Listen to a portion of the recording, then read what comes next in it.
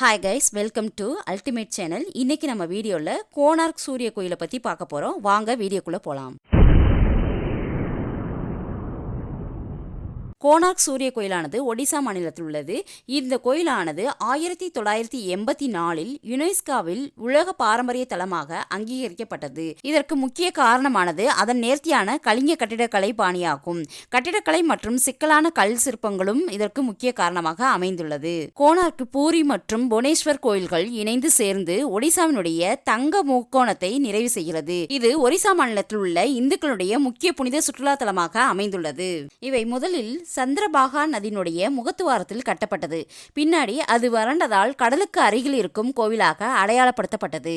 கோயிலினுடைய முகப்பானது கிழக்கு நோக்கி இருப்பதால் சூரியன் உதிக்கும் போது அதனுடைய முதல் கதிர்களானது கோயிலினுடைய பிரதான நுழைவாயில்ல விழும்.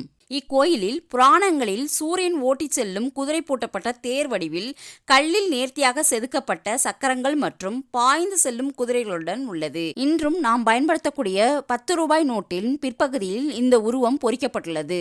கோவிலில் 2 வரிசைகளில் 12 சக்கரங்கள் உள்ளன. ஒவ்வொன்றும் கோயிலை சுற்றி மொத்தம் 24 உள்ளன. இது சூரிய கடிகாரத்தை குறிக்கிறது மற்றும் நேரத்தை நிமிடத்திற்கு துல்லியமாக தீர்மானிக்க இவற்றை நாம் பயன்படுத்தலாம். ஜெகமோகன் என்று அழைக்கப்படும் கோவிலுடைய மண்டபமானது ஆங்கிலேயர் காலத்தில் இடிய தொடங்கியது. 1904 ஆண்டு ஆங்கிலேயர்கள் முழுமையாக இடிந்து விடுவதை தடுக்க இந்த மண்டபத்தை மணலால் நிரப்பி மூடினார்கள். தற்போது இந்த மணலை எடுத்துவிட்டு புதிய முறையில் அதை சீரமைக்க தொழில்துறை முயன்று வருகின்றது. இந்த கோயிலானது ஒரிசா மாநிலத்தில் வங்கக்கடலோரம் கோனார்க் என்னும் இடத்தில் சூரிய பகவானுக்காக கட்டப்பட்ட கோயிலாகும்.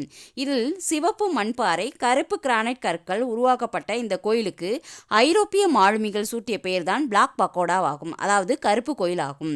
இந்த வீடியோ உங்களுக்கு பிடிச்சிருந்துச்சுன்னா லைக் பண்ணுங்க, ஷேர் பண்ணுங்க, சப்ஸ்கிரைப் பண்ணுங்க. தேங்க்யூ.